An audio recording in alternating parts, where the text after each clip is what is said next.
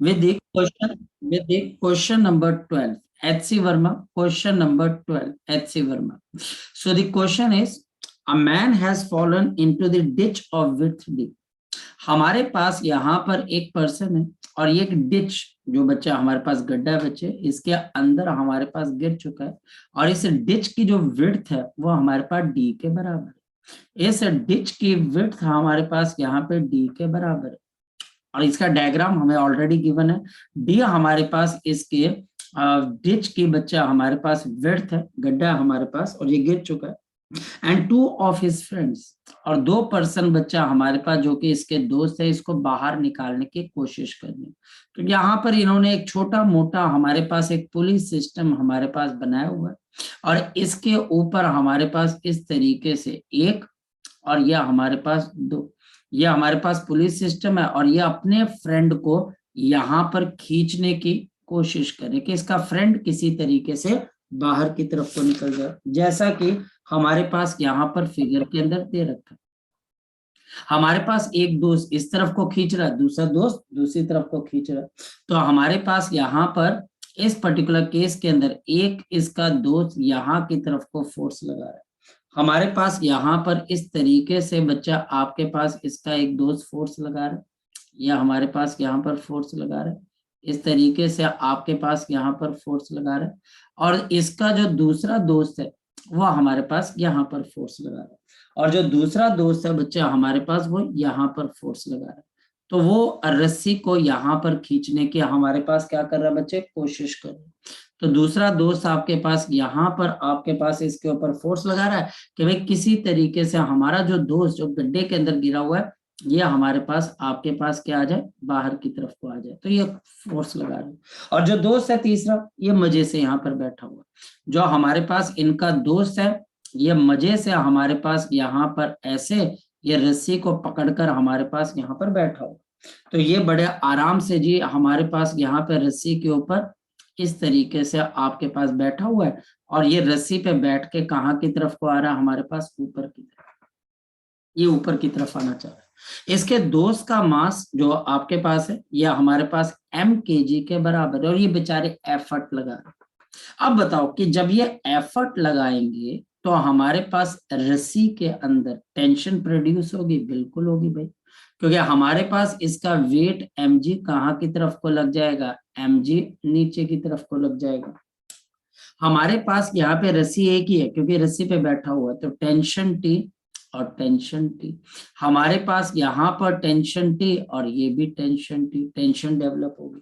अब वो बोल क्या रहा है, हमारे पास बोल रहा है कि ये दोनों दोस्त इक्वल फोर्स लगा रहे हैं। Find the force when the mass is at the depth h। हमारे पास जब ये आदमी h डेप्थ के ऊपर था, जब ये आदमी हमारे पास यहाँ से h डेप्थ के ऊपर था तो इसके ऊपर कितनी फोर्स लग रही थी, या फिर इस रस्सी के थ्रू इसके ऊपर फोर्स, क्योंकि टेंशन इसके ऊपर खींच रही है। और इंपॉर्टेंट पॉइंट ये भी है कि ये पर्सन हमारे पास एक्सेलरेट नहीं हो रहा है, ये पर्सन हमारे पास कांस्टेंट वेलोसिटी से आ रहा है। कांस्टेंट वेलोसिटी का मतलब इस पे लगने वाली नेट फोर्स किसके बराबर है, शाबाश बता दो, 0 के बराबर है। नेट फोर्स हमारे पास यहाँ पर 0 के बराबर है। ये पॉइंट बहुत बच्चे मिस कर जाते हैं, बच्चों को लगता है कांस्टेंट वेलोसिटी का मतलब हमारे पास नेट वेलोसिटी 0 नहीं होगी, बॉडी रेस्ट पे है, ऐसा नहीं है। नेट 0 फोर्स का मतलब बॉडी कांस्टेंट स्पीड से चल सकती है। यहां पर अगर मैं इस आदमी का फ्री बॉडी डायग्राम बनाऊं, एक टेंशन T हमारे पास यहाँ पर है और दूसरी टेंशन T आपके पास यहाँ पर है, ये T और ये T आ जाएगा। नेक्स्ट वन, मेरे पास यहाँ पर एंगल थीटा और ये भी एंगल थीटा और नीचे की तरफ मेरे पास क्या आ जाएगा, mg। अब इस टेंशन के मेरे पास कंपोनेंट बन जाएंगे, ये मेरे पास बन गया T cos थीटा, यहाँ पर भी इसका T cos थीटा, तो ये दोनों आपस में ऐड हो जाएंगे और हमारे पास T sin थीटा और T sin थीटा, ये हमारे पास एक दूसरे से क्या हो जाएंगे, शाबाश बता दो, कैंसल आउट, ये कैंसल आउट हो जाएंगे। तो ये दोनों फोर्सेस जो हमारे पास है 2T cos थीटा, ये आपके पास किसके बराबर आ जाएगी, mg के बराबर। और यहाँ पर T, क्योंकि हमको T निकालनी है, क्योंकि ये T इन दोनों दोस्तों की वजह से लगने वाली फोर्स के बराबर है। तो मेरे को ये टी चाहिए mg/2 cos ऑफ थीटा। अब प्रॉब्लम है ये cos थीटा कैसे आएगा, बिल्कुल आ जाएगा, फोकस करके देखते हैं। ये मेरे पास यहाँ पर एक राइट एंगल ट्राइंगल बन गया, ये मेरे पास एंगल थीटा, ये आपके पास जो बेस है वो h के बराबर है और परपेंडिकुलर मेरे पास किसके बराबर है, d/2। क्यों d/2, क्योंकि टोटल डिच की विड्थ d है तो इसके हाफ की क्या हो जाएगी, d/2। तो मेरे पास यहाँ पर अब ये इस तरीके से एक ट्राइंगल बन गया, ये मेरे पास h, ये मेरे पास d/2, तो ये अंडर रूट ऑफ आपके पास क्या आ जाएगा, d²/4 प्लस ऑफ h का स्क्वायर, और ये मेरे पास एंगल क्या आ गया, थीटा आ गया। चलिए अब t आपके पास किसके बराबर आ जाएगा, t मेरे पास आ जाएगा mg/2। अब बताओ cos थीटा हम कैसे निकालेंगे, बेस यानी कि h upon hypotenuse under root of आपके पास क्या आ जाएगा, d²/4 प्लस ऑफ मेरे पास h का स्क्वायर, ये आ जाएगा। अगर हम इसको फर्दर सॉल्व करते हैं तो ये न्यूमरेटर में चला जाएगा और हमारे पास t किसके बराबर आ जाएगा, mg/2h, और ये हमारे पास ऊपर क्या चला जाएगा, d²/4 प्लस ऑफ h का square. What we can do, हम यहाँ पर 4 स्क्वायर एलसीएम ले सकते हैं तो रूट से 2 बाहर आ जाएगा। अगर नहीं भी कर सकते हैं तो कोई इशू वाली बात नहीं है, सिर्फ आपका आंसर जो है, जो स्टैंडर्ड आंसर उसने दे रखा है उसके साथ मैच नहीं करेगा, एक स्टेप आप पीछे रह जाओगे फिर भी, लेकिन आपका क्वेश्चन बिल्कुल सही आ जाएगा कि ये जो टेंशन है, ये टेंशन एग्जैक्टली इन दोनों की लगाई गई फोर्स के बराबर है। अब इस क्वेश्चन में आपका कोई डाउट रह गया हो तो आप मुझसे पूछ सकते हो, शाबाश। इस क्वेश्चन के अंदर अगर आपका कोई डाउट रह गया हो तो वो आप मुझसे पूछ सकते हो, शाबाश, वेरी गुड बच्चे, बोले बच्चे। अगर हाँ बोलो, पूछना बच्चे कुछ, सर वो जो बोलो बोलो बोलो बोलो बोलो। जो बंदा अंदर है सर वो कांटेक्ट में नहीं है सरफेस के, किस सरफेस के, वो रस्सी के साथ कांटेक्ट में है बच्चे, तो फ्लोर के साथ कांटेक्ट नहीं कर रहा। नहीं बच्चे, हवा में है ना, हवा के अंदर है, क्योंकि तभी तो बोल रहे हैं कि जब वो h हाइट पर था वो ऊपर की तरफ को जा रहा है, ठीक है। ओके ठीक है, चलिए अगर किसी बच्चे का डाउट है तो वो मुझसे बेधड़क पूछ सकता है, और इस वजह से क्योंकि डाउट को पूछना बहुत कंपलसरी होता है। ये क्वेश्चन नंबर 12 था बच्चा हमारे पास HC वर्मा का। क्वेश्चन नंबर 13, धीरे धीरे कॉन्सेप्ट आपको, आधे से ज्यादा कॉन्सेप्ट तो क्वेश्चन पढ़कर हमको समझ में आ जाते हैं। क्या बोलता है question number 13, the elevator shown in the figure is descending with the acceleration. मेरे पास यहाँ पर एक एलिवेटर है और ये डिसेंड कर रही है, it is descending with the acceleration of 2 metre पर सेकेंड स्क्वायर, और हमारे पास यहाँ पर इसके अंदर 2 मासेस हैं, एक मास हमारे पास यहाँ पर एक जो कि आपके पास है, और दूसरा मास हमारे पास इसके ऊपर एक और रखा हुआ है, ये दूसरा मास है, 2 मासेस है, और ये हमारे पास यहाँ पे डिसेंड यानी कि नीचे की तरफ को गिर रहा है, इट इज डिसेंडिंग डाउनवर्ड, ये नीचे की तरफ को आ रहा है विद 2 मीटर पर सेकेंड स्क्वायर, ये नीचे की तरफ को आ रही है, और यहाँ पर हमारे पास इसके ऊपर की तरफ क्या लगी हुई है बच्चे, एक रस्सी लगी हुई है, यहाँ पर बच्चा हमारे पास इसके ऊपर एक रस्सी लगी हुई है, और ये हमारे पास डिसेंड कर रही है विद 2 मीटर पर second square. Question number 13 HC Verma, the mass of the block A is 0.5 kg। हमारे पास mass of the block A is 0.5 kg, ये 0.5 kg के बराबर है। Next one, what is the force exerted by the block A on block B. The force exerted by block A on block B. Block A on block B. Misconception. बच्चे को लगता है कि जब 2 ब्लॉक्स एक दूसरे पे रखा जाता है तो वो अपना वेट उसके ऊपर लगाता है, कभी भी नहीं। ये मैं टाइम टू टाइम आपको बताते जा रहा हूँ कि इस मिसकॉन्सेप्शन के ऊपर मत पड़ना। आपके नीचे जो फ्लोर है आप उस पर कौन सी फोर्स लगा रहे हो, ग्रेविटी की कि नॉर्मल रिएक्शन, नॉर्मल रिएक्शन।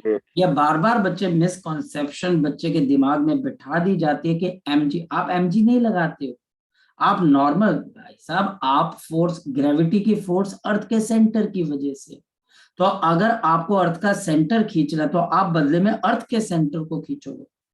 तो इस वजह से वो जो दीवार है, जो फर्श है, उस पर आप नॉर्मल रिएक्शन लगा रहे हो। तो अगर ये बोल रहा है force by the block on the block B, तो भाई साहब इसका मतलब हमारे पास यहाँ पर इसके ऊपर ये क्या लगा रहा है, नॉर्मल रिएक्शन।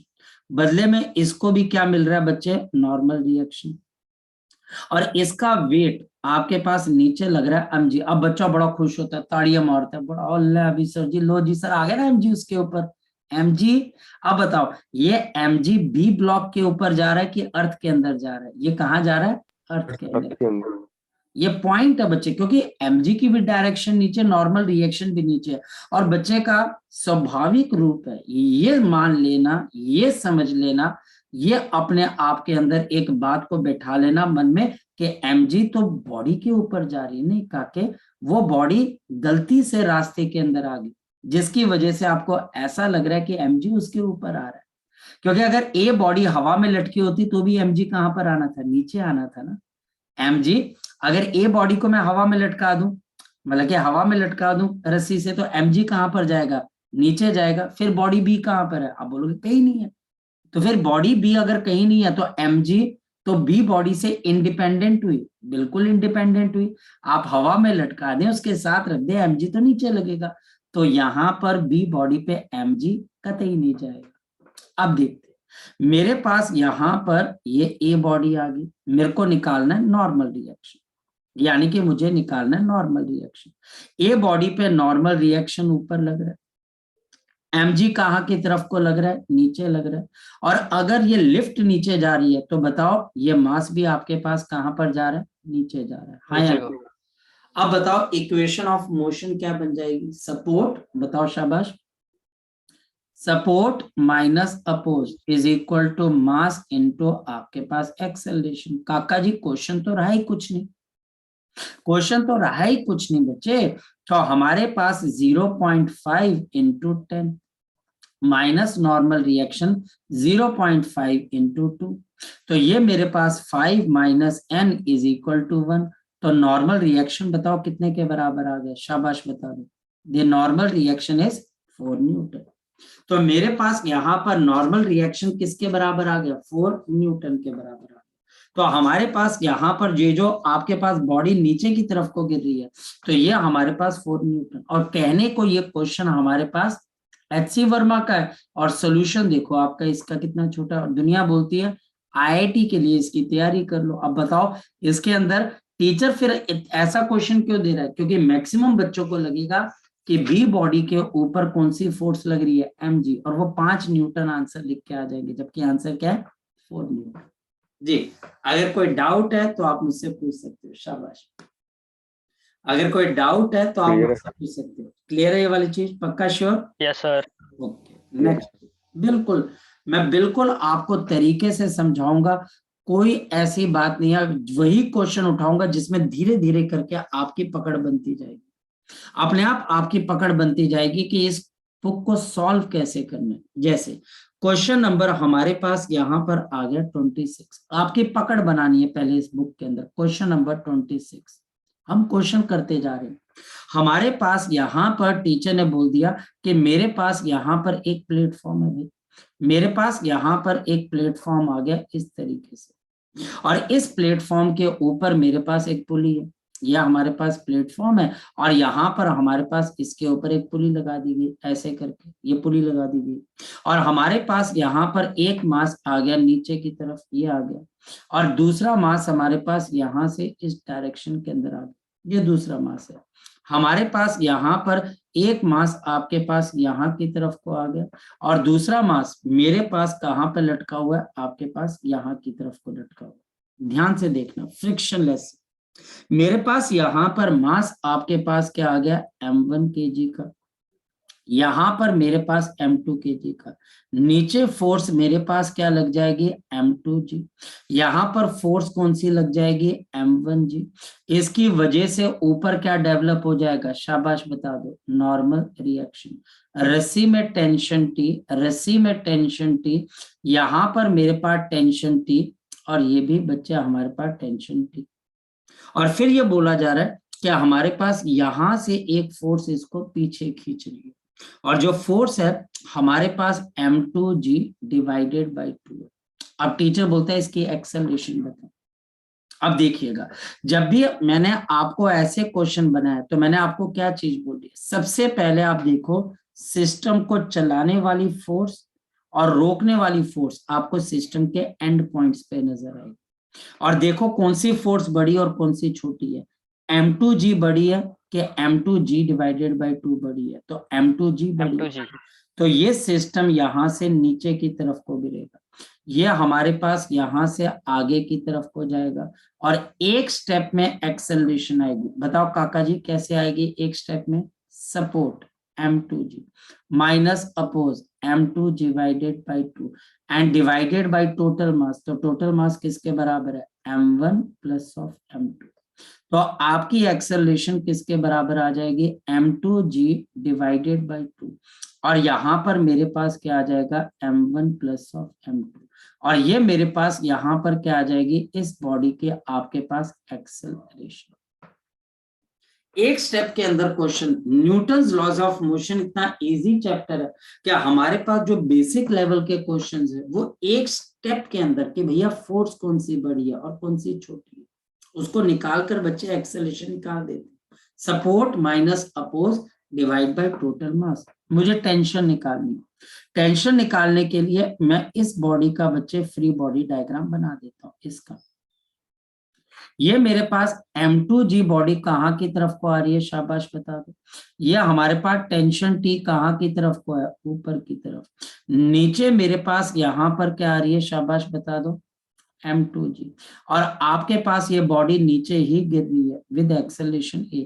टेंशन T कैसे निकलेगी बताओ, जहां पर सिस्टम एक्सेलरेट करता है तो m2g माइनस टी, सपोर्ट, क्यों ये सपोर्ट है, क्योंकि ये फोर्स एक्सेलरेशन के डायरेक्शन में, और एक्सेलरेशन नीचे ही क्यों है, क्योंकि ये फोर्स अपोजिंग फोर्स से बड़ी है, is equal to mass into acceleration. Tension T m2g minus m2a, और m2 कॉमन निकल जाएगा g माइनस ऑफ a, और g बच्चा हमारे पास किसके बराबर है m2g, ये a की वैल्यू निकाल रहे हैं, and 2 into m1 plus of m2। अब आप इसको फर्दर सॉल्व भी कर सकते हो, यहां से g कॉमन आ जाएगा m2g, और नीचे एलसीएम कितना आ जाएगा 2 into m1 plus of m2, यह हमारे पास आ जाएगा। इसके बाद हमारे पास ऊपर क्या चला जाएगा 2 into m1 plus 2 m2, LCM ले लिया माइनस ऑफ m2, जल्दी बता दो क्या आंसर आ जाएगा m2g, और यहां पर मेरे पास क्या आ जाएगा 2m1 plus of m2 upon 2 into m1 plus of m2, ये हमारे पास यहां पर इसकी टेंशन आ जाएगी। हालांकि टेंशन शायद से हमारे पास इसके अंदर से इसने नहीं पूछी है, लेकिन फिर भी मैंने आपको टेंशन निकाल कर बता दी। टेंशन इस क्वेश्चन के अंदर एचसी वर्मा साहब ने बिल्कुल भी नहीं पूछी, बट मैंने आपको यहाँ पर टेंशन निकाल कर बता दिया, क्योंकि ये हमारे पास करके हमें थोड़ा सा एक कॉन्फिडेंस टाइप पता लग जाता है कि क्वेश्चन को करना कैसे। ये हमारे पास question number 26 HC Verma. Next, इसमें अगर कोई डाउट है तो आप मुझसे पूछ सकते हो, शाबाश। अगर इसमें से कोई डाउट है तो आप मुझसे पूछ सकते हो, शाबाश बच्चे। तो इस क्वेश्चन में ये m2g/2 कौन सी फोर्स है? हाँ, ये गिवन है कि जो फोर्स है ये टीचर ने ऑलरेडी गिवन है आपको, आप किताब ओपन करोगे आपको दिख जाएगा कि ये फोर्स की वैल्यू हमको गिवन है, ये हमारे पास फोर्स की वैल्यू गिवन है। ठीक है, ठीक है सर। ओके। अब हमारे पास यहाँ पर आफ्टर क्वेश्चन नंबर 26 मेरे पास यहाँ पर कौन सा क्वेश्चन आ जाता है, मेरे पास आ गया question number 25। Step by step समझेंगे कि न्यूटन लॉ ऑफ मोशन करना कैसे। मेरे पास यहाँ पर एक आपके पास ट्राइंगल गिवन है, वेज बोलते हैं हम इसको, ये बच्चा हमारे पास यहाँ पर वेज है, या हमारे पास यहाँ पर एक ट्रायंगुलर वेज है, और साफ देखने से पता लग रहा है कि ये triangular veg right angle triangle से बना हुआ हमारे आप पीछे से क्वेश्चंस करवा रहे हो? हाँ बेटा, आप पीछे से क्वेश्चन करा 26 25 ऐसे करवा रहे हो? मैंने अभी आपको बताया बच्चे कि मैं आपको क्वेश्चन आपकी अंडरस्टैंडिंग से करवा रहा हूँ बच्चे। ठीक है, जो आपकी अंडरस्टैंडिंग बेटर बन पाएगी बच्चे उससे, मतलब कि हम पहले वो क्वेश्चंस कर लें बच्चे जो इजी हैं, और जिन क्वेश्चन को करते हो आपका कॉन्फिडेंस बिल्डअप हो जाता है, ठीक है बेटा, तो उसको कर लेंगे तो हमारे पास मुश्किल भी हो जाएंगे।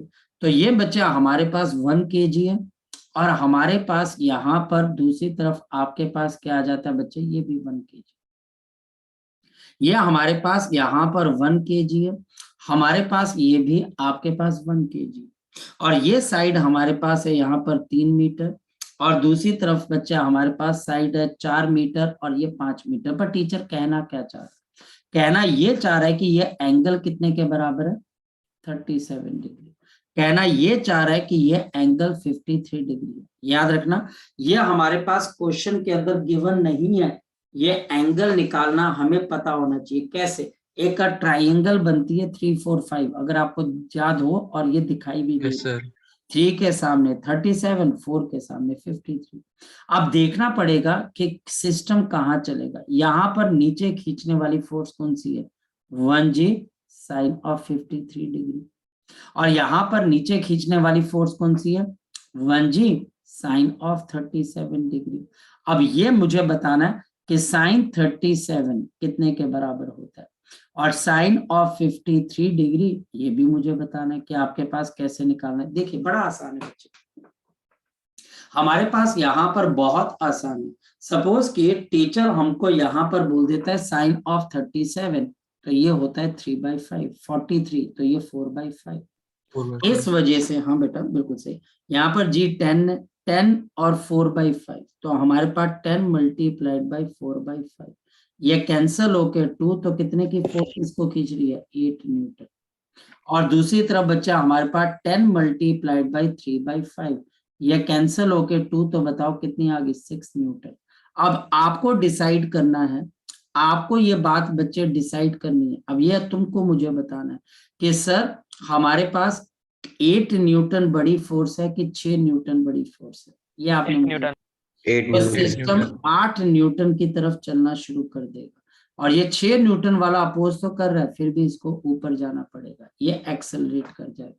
और एक्सेलरेशन निकालने का तरीका, हमारे पास सपोर्ट 8 न्यूटन 6 न्यूटन से बड़ी है, तो अनबैलेंस फोर्स, और नीचे बच्चा हमारे पास क्या आ जाएगा, 1 + 1 2, तो आपकी एक्सेलरेशन कितने के बराबर आ गई, 1 मीटर पर सेकेंड स्क्वायर।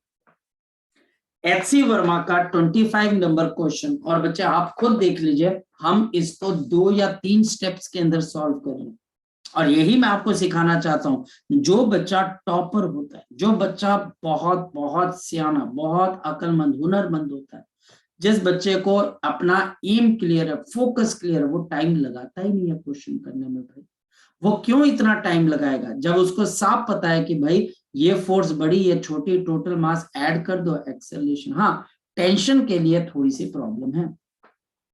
टेंशन के लिए आप सपोज कि इस बॉडी को स्टडी कर लीजिए, इस बॉडी को अगर हम स्टडी कर देते हैं तो हमारे को क्या समझ में आती है, ये हमारे पास 1 kg की बॉडी है, और यहाँ पर मेरे पास टेंशन आ गई थी, और पीछे की तरफ कौन सी फोर्स लग रही है, 6 न्यूटन। ये एक्सेलरेट कहाँ की तरफ को कर गई बच्चे, टेंशन की तरफ। Acceleration 1 metre per second square है, support minus oppose, mass into acceleration, तो बताओ टेंशन कितने के बराबर आ जाएगी, 7 न्यूटन। हालांकि इसने टेंशन पूछी नहीं हुई है, लेकिन मैं फिर भी आपको बता रहा हूं। मैं क्यों बता रहा हूं, क्योंकि यहाँ पर आपको बिल्कुल इनसाइट, जो टीचर नहीं पूछ रहा है, जो टीचर आपको क्वेश्चन में नहीं बताना चाह रहा है, वो भी हमको यहाँ पर बताना, वो भी बच्चा हमको यहाँ पर बताना। क्लियर? सो ये हमारे पास क्वेश्चन नंबर 25 बहुत इजी क्वेश्चन है फ्रॉम एचसी वर्मा। नेक्स्ट बच्चे हमारे पास यहाँ पर है क्वेश्चन, और क्वेश्चन नंबर बच्चे हमारे पास 59 फ्रॉम इरिडो।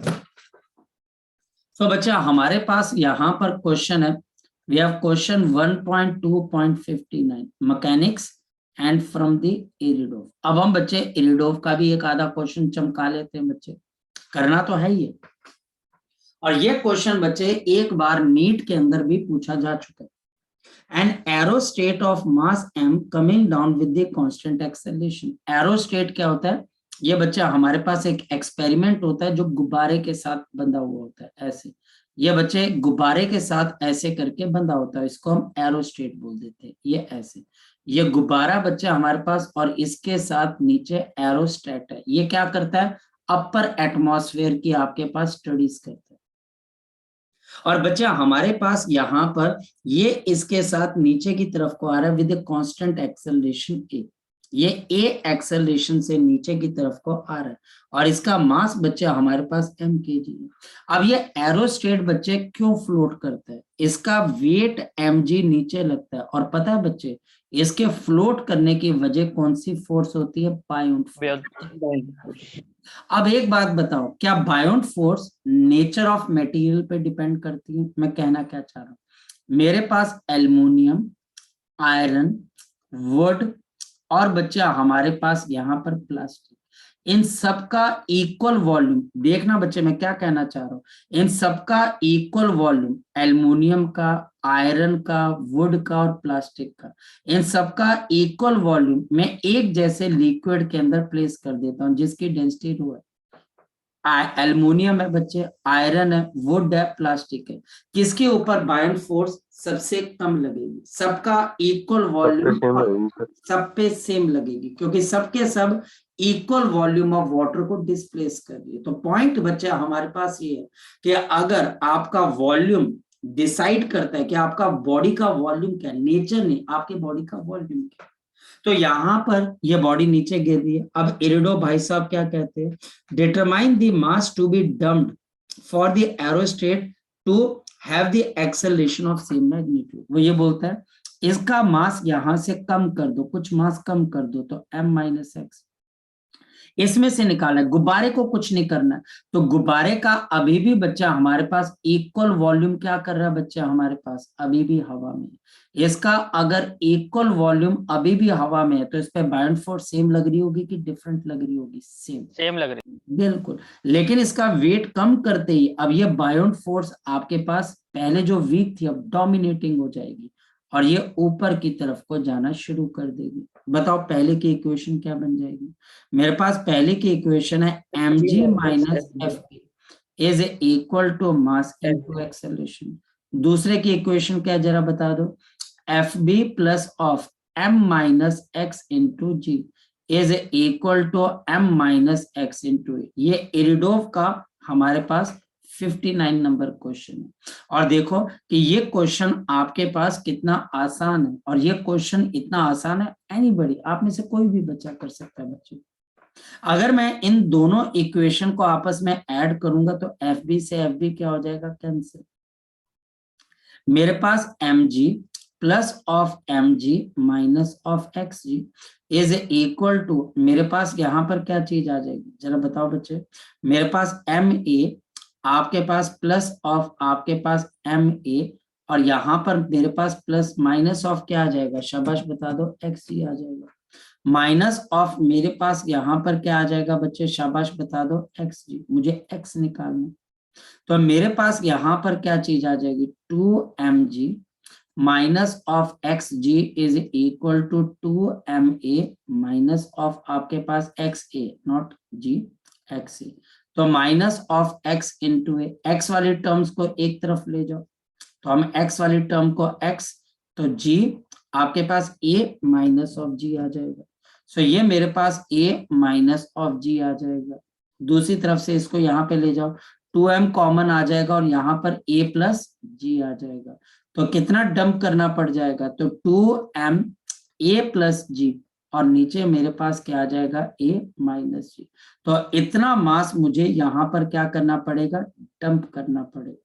इतना मास बच्चे हमको यहाँ पर क्या करना पड़ेगा, डंप करना पड़ेगा बच्चे हमारे पास, ताकि हमारे पास यहाँ पर ये जो आपके पास एरोस्टेट है ये नीचे गिरने के बजाय कहाँ की तरफ को चला जाए, ऊपर की तरफ को चला जाए। तो ये एरिडोफ का क्वेश्चन है जी, लग गया पता बच्चे?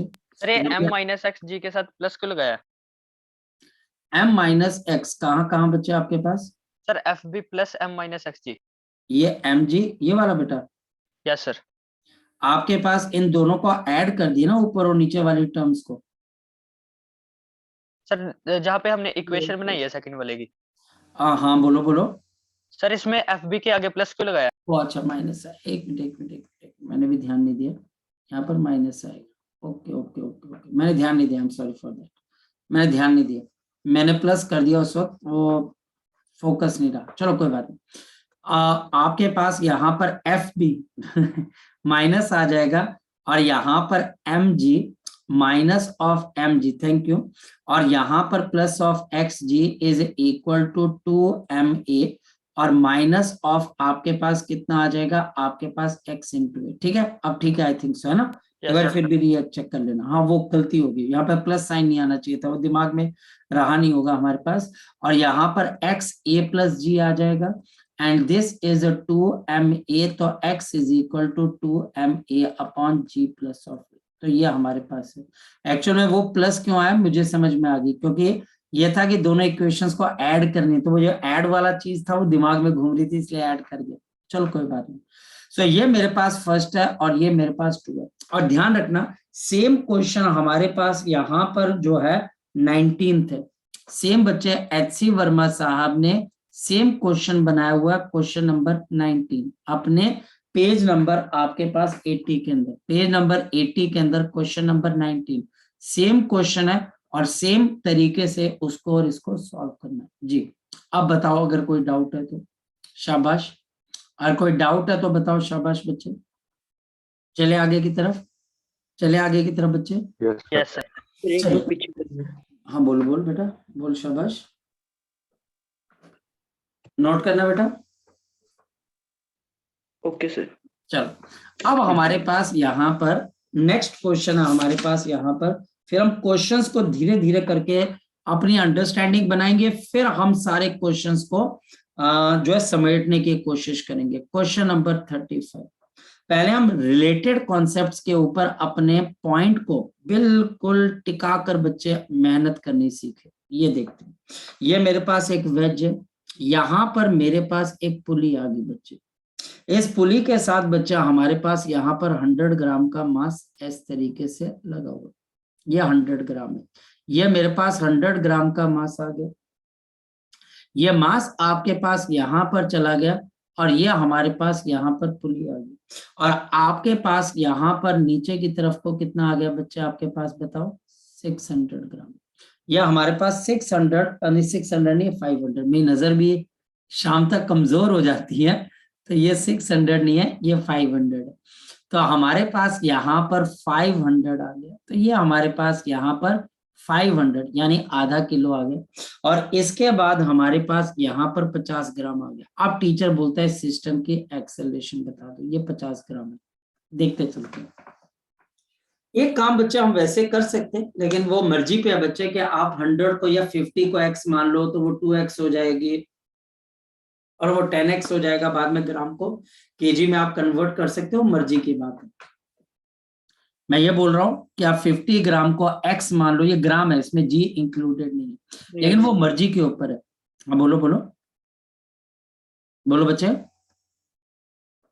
हमारे पास यहाँ पर 50 ग्राम का मास आपके पास कितने के बराबर आ जाएगा, 50 इंटू 10 की पावर -3 kg आ गया, और मल्टीप्लाइड बाई, अब जो g हम मल्टीप्लाई कर रहे हैं वो ग्रेविटेशन वाला, यहाँ पर मेरे पास क्या आ जाएगा, ये तो पता ही है यार, 0.5 इंटू जी, यानी कि 5 न्यूटन की फोर्स है। यहाँ पे रस्सी के अंदर टेंशन T, यहाँ पर टेंशन T, ये हमारे पास टेंशन T और ये टेंशन T। अब बताओ यहाँ पर टेंशन सेम होगी कि डिफरेंट हो जाएगी, शाबाश, डिफरेंट। यहाँ पर हमारे पास टेंशन डिफरेंट हो जाएगी। एक और बात, ये 100 ग्राम का जो वेट है, अब ये अगर देखा जाए तो 100 है तो 0.1, तो 0.1 g साइन ऑफ 30 डिग्री, ये भी नीचे लगेगा, ये भी नीचे लग जाएगा। नॉर्मल रिएक्शन मेरे पास n, और मेरे पास यहाँ पर 0.1 g कॉस ऑफ आपके पास क्या आ जाएगा 30 डिग्री, यह हमारे पास कॉस ऑफ 30 डिग्री। अब एक बात बताओ यार, अब ध्यान से समझो, एक और बात, यहाँ पर ये जो आपके पास फोर्सेस हैं, ये वाली फोर्स और ये वाली फोर्स सिस्टम को कहां पर खींचने की कोशिश करेगी, नीचे की तरफ।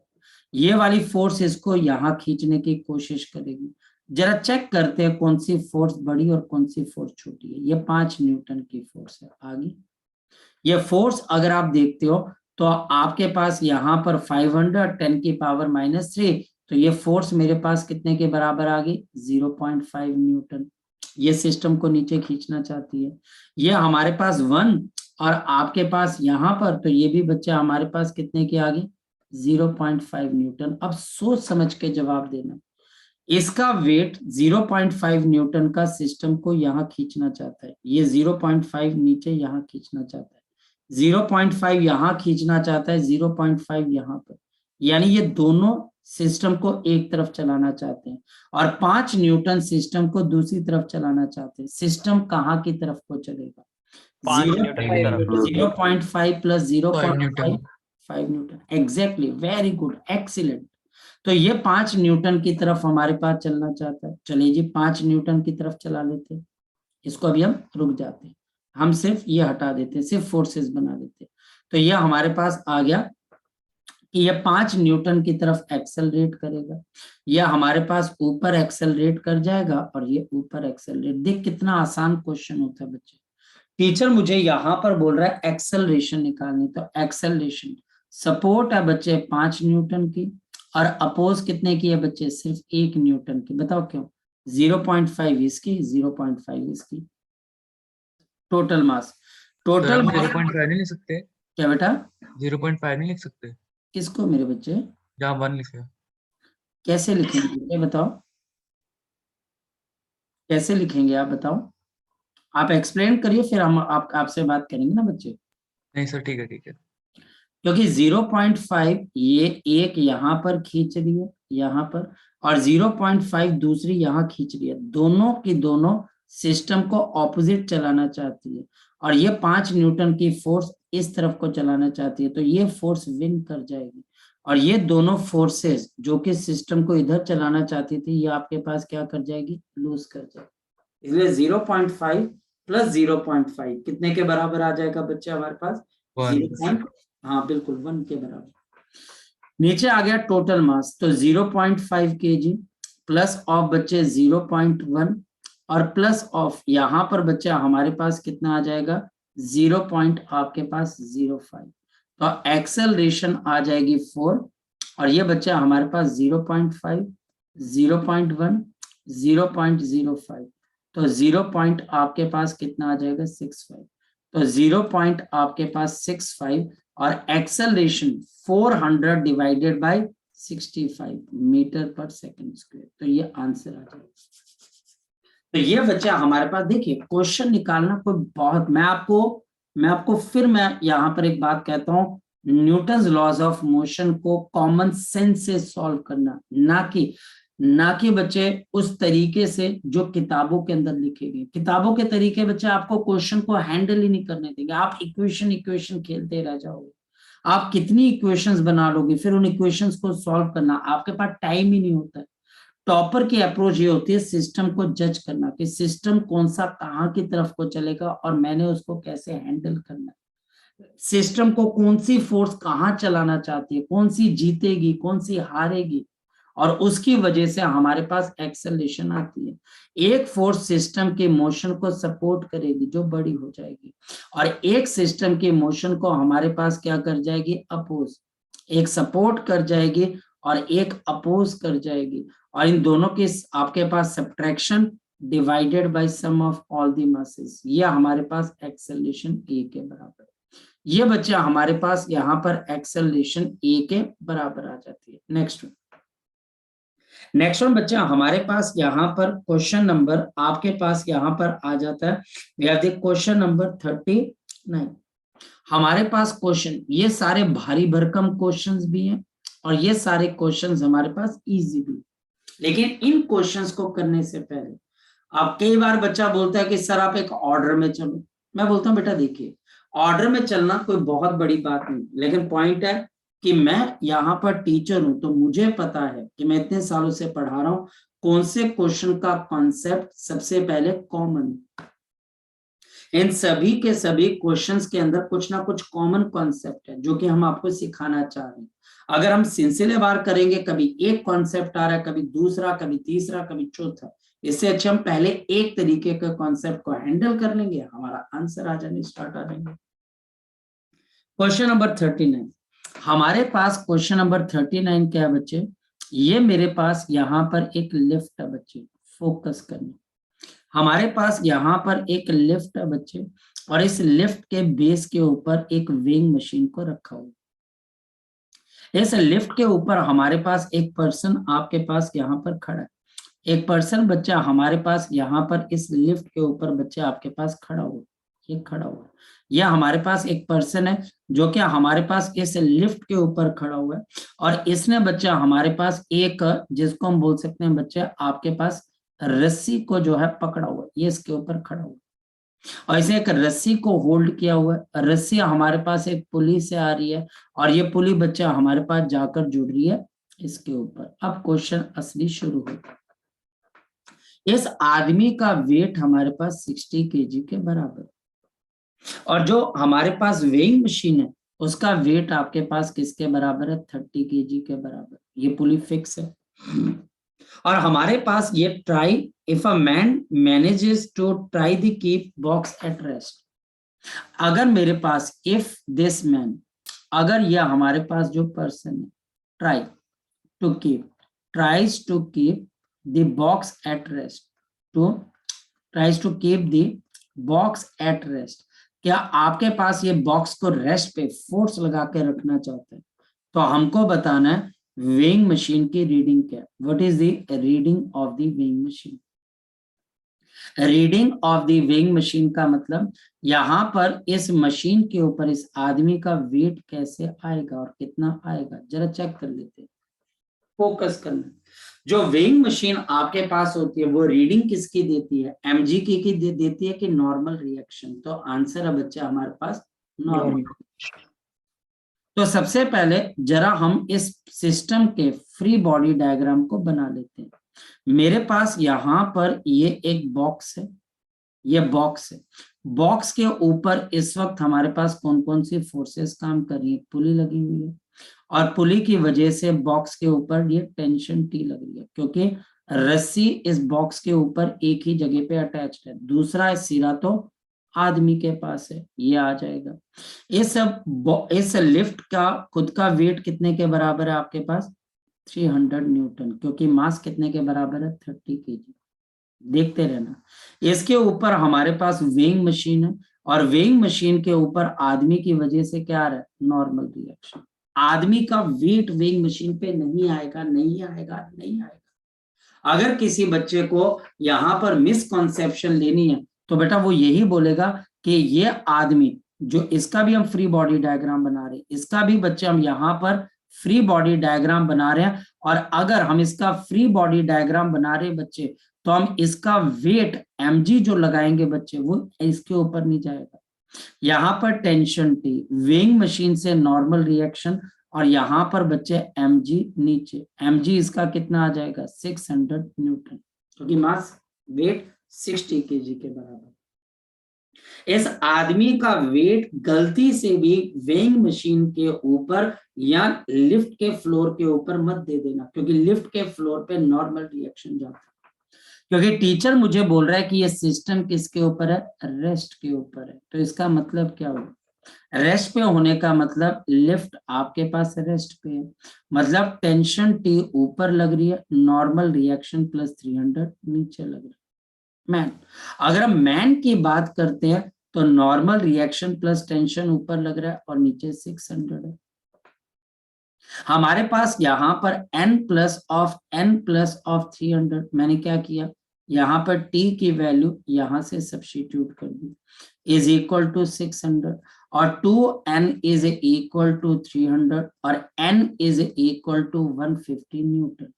और इसका अगर आपने वेट निकालना तो वेट बच्चे हमारे पास आएगा 150 डिवाइड बाई 10, यानी कि ये वेइंग मशीन इस आदमी का वेट कितना मेजर कर रही है, सिर्फ और सिर्फ 15 किलो, सिर्फ और सिर्फ बच्चा हमारे पास 15 किलो। यहाँ पर प्रॉब्लम बच्चा यही फेस करता है, यह आखिरी क्वेश्चंस के अंदर से और यहाँ पर बच्चा प्रॉब्लम यही फेस करता है कि वो लिफ्ट के ऊपर इसका 600 न्यूटन डाल देता है, आंसर नेगेटिव, यहाँ आता ही नहीं बच्चा हमारे पास। तो बच्चा बोलता है सर आंसर नहीं आ रहा। आंसर कैसे आएगा? जब आप तरीका ही गलत चूज करोगे आंसर बिल्कुल भी नहीं आएगा। आंसर बच्चा हमारे पास तभी आएगा जब आप इस लिफ्ट के ऊपर आदमी का नॉर्मल रिएक्शन देखे हो। Next one.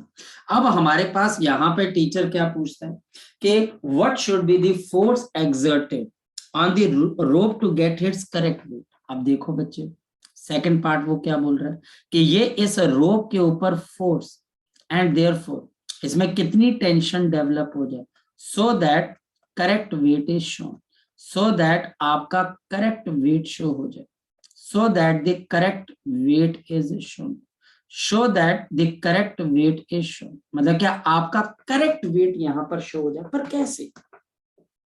जैसे ये थोड़ी सी भी ज्यादा फोर्स लगाएगा तो बच्चे आपके पास लिफ्ट क्या कर जाएगी, आपके पास एक्सेलरेट कर जाएगी।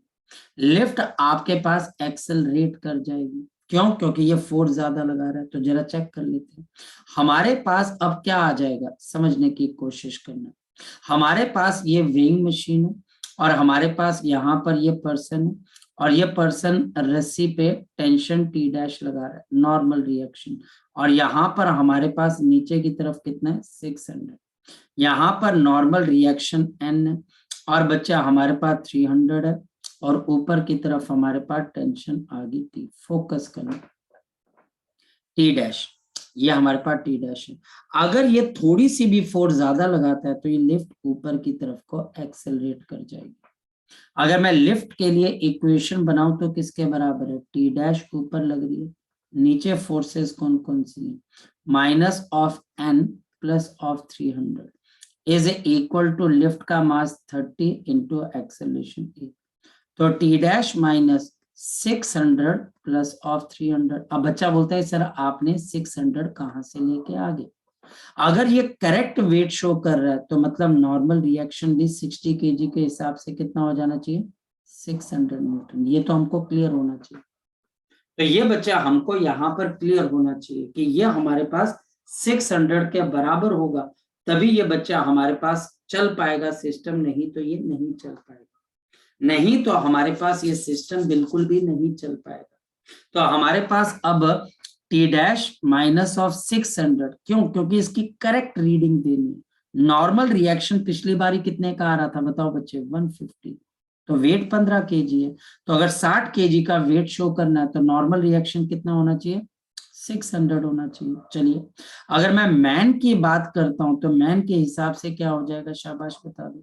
यहाँ पर n plus of T dash minus of 600 is equal to mass 60 into acceleration है, क्योंकि ये लिफ्ट एक्सेलरेट कर रही है। n आपके पास 600 के बराबर है तो कैंसिल है, T dash is equal to 60a। अब कैसे करोगे, ये टी डैश की वैल्यू यहाँ पे डाल दीजिए, तो 60a minus of 900 is equal to 30a और हमारे पास 30a इज इक्वल टू 900। ये हमारे पास कैंसिल, तो acceleration 30 metre per second square, ये एक्सेलरेशन आ गई। और अब मेरे पास यहाँ पे टी डैश कितने, वैसे तो एक्सेलरेशन कोई प्रोड्यूस कर ही नहीं सकता, तो 60 इंटू 30, तो बताओ बच्चा हमारे पास 18,000 न्यूटन की फोर्स, 1800 न्यूटन की फोर्स लगानी पड़ेगी ताकि इसका करेक्ट वेट इस वेइंग मशीन पे आ जाए। ये कौन सा क्वेश्चन है, question number 39 HC Verma, very important question. जी बताएं बच्चे, शाबाश पूछो। सर ये रिपीट करना सर, ये 600 क्यों लिया सर नॉर्मल रिएक्शन, एक बार दोबारा से। क्योंकि Yes. आपके पास टीचर मुझे क्या बोलता है कि इसका करेक्ट वेट शोन है, करेक्ट वेट, इसका मास mg होता है, हाँ या ना, यस सर, यानी कि 600 न्यूटन के बराबर की फोर्स है, हाँ या ना। यस सर, जब अगर ये वेइंग मशीन के ऊपर एग्जैक्टली 600 न्यूटन की फोर्स लगाएगा तभी तो बच्चे इसका करेक्ट आपके पास रीडिंग आएगी, हाँ या ना। यस सर, यस, क्लियर हो गया? यस, लेकिन जब ये लिफ्ट में बैठ के लिफ्ट के इस रस्सी को पकड़ रहा है तो इसका वेट की रीडिंग बच्चे कितनी आ रही है, शाबाश बता दो, कितनी आ रही है, 150। यानी कि इसका नॉर्मल रिएक्शन 150 आ रहा है। रीजन बच्चे क्योंकि ये लिफ्ट को रेस्ट पे रखना चाहता है, लिफ्ट का फ्लोर इससे सेपरेट होना चाहता है, तो नॉर्मल रिएक्शन ड्रॉप होकर 15 केजी के आसपास की फोर्स दे। और टीचर बोल रहे हैं कि अगर ये अपना करेक्ट वेट देखना चाहता है, तो वेट अगर आप 60 केजी के हो तो वेइंग मशीन के अंदर क्या दिखना चाहिए आपके करेक्ट वेट के लिए बच्चे? अगर आप 60 केजी के हो तो वेइंग मशीन के अंदर क्या रीडिंग आनी चाहिए आपके करेक्ट वेट के हिसाब से? 60 आनी चाहिए। 60 आनी चाहिए। और 60 केजी की रीडिंग के लिए आपको फोर्स कितनी लगानी पड़ेगी? 600 न्यूटन की, हाँ या ना? Yes sir. तो क्वेश्चन तो यही है यस सर। कि अगर वो करेक्ट वेट शो करना चाहता है तो वेइंग मशीन के ऊपर इसको 600 न्यूटन की फोर्स लगानी है। नॉर्मल रिएक्शन किसके बराबर होना चाहिए? 600 न्यूटन के बराबर। पॉइंट ये, ठीक। इस वजह से एन की वैल्यू हमने कितनी लिख ली है बच्चे? 600 लिख ली। ठीक है, यस सर। तो Yes, चलिए अब आज के लिए बच्चे हम इतना ही करते हैं, इसको प्रैक्टिस करिए क्योंकि आज हमने थोड़े मुश्किल क्वेश्चन किए थे। अब हम कल फिर मिलते हैं, ठीक है? तो अब हम सुबह इसको है मिलते हैं। क्लास। मॉर्निंग में कल नहीं हो पाएगी बच्चे क्लास, ठीक है बेटा? सर मुझे ठीक है। पेपर, हाँ मैंने पेपर बनाना है +2 का ना, तो कल नहीं हो पाएगी बच्चे, ठीक है? बाकी अब हम ठीक नेक्स्ट, ओके बच्चे, Thank you. Bye bye.